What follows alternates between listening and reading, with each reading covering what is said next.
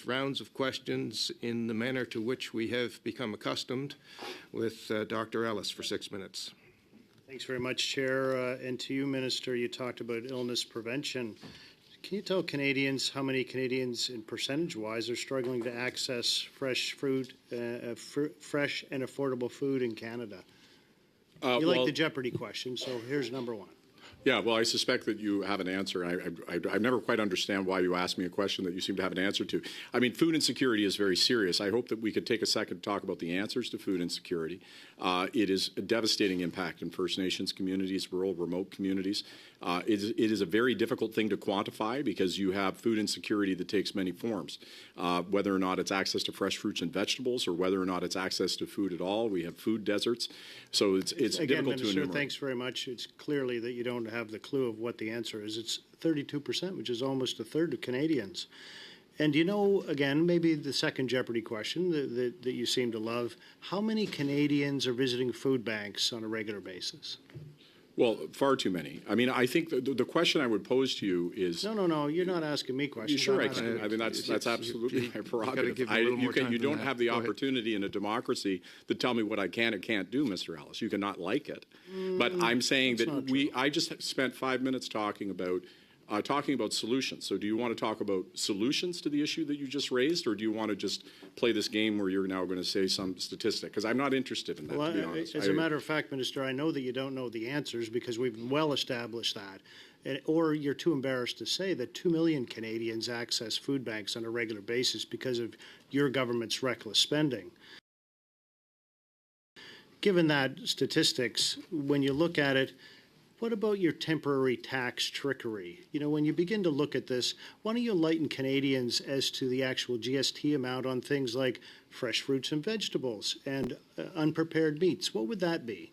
Well, first of all, access to food banks and policies surrounding it deal with poverty. This is the government that for the first time set targets on poverty and has met them every single year.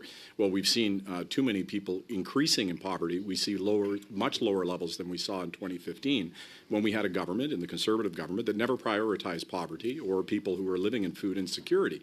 So I would ask you what policies you have, Mr. Ellis, that would address these issues. I can enumerate the policies that we have to deal with both food insecurity and with food banks that are global issues, but as far as I'm aware, you have no policies on these ideas. Dr. Ellis, please.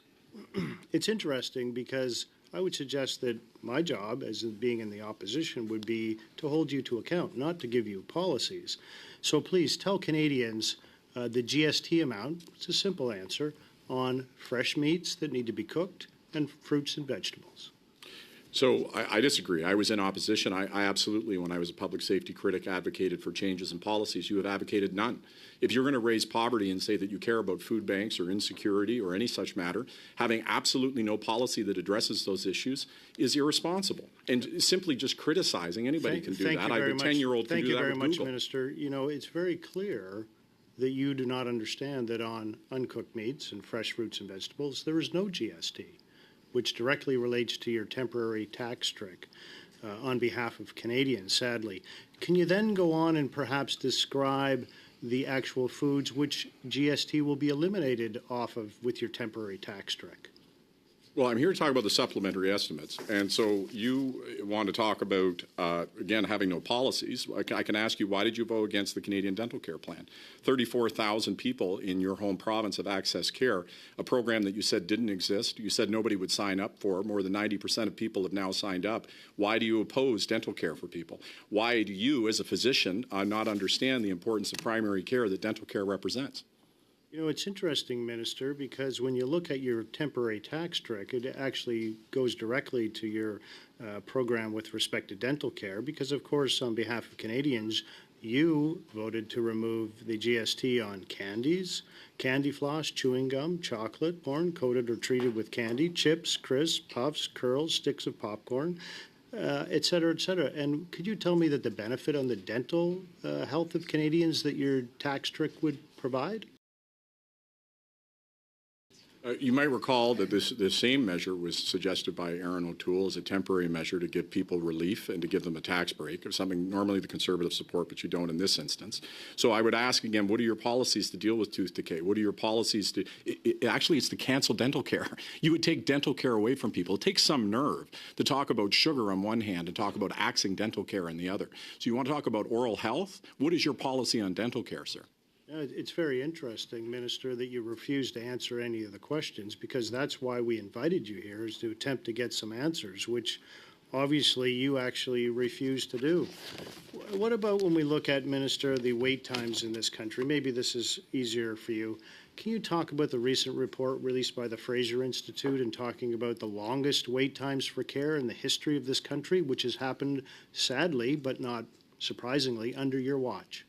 Well, actually, it's largely, you also know, of course, it's shared responsibility with the provinces, but the Kai-Hai report actually showed, which is an independent report, progress in all of those metrics. But let me come back to it. Talk about sugar. You're against giving people diabetes medication. So, you know, you're going to talk about what we're doing on sugar, and you're against diabetes medication. You're going to criticize us on sugar in somebody's mouth, but you're against dental care. Sir, are you a physician? And if you are a physician, what would you do about people's oral health other than cut their dental care? Sugar, Minister, you're laughable. Your answers are actually quite hilarious on behalf of Canadians. I think it's absolutely shameful that you do not understand how things work. So you want to give them diabetes medications because you want to give them more sugar? Point of That's your order. time. Shameful. Point of order, Mr. That's your time, Dr. Ellis. A point of order from Ms. Sidhu. Let's be respectful to each other. That's what I just want to request. Thank you. Respect is earned. Yeah.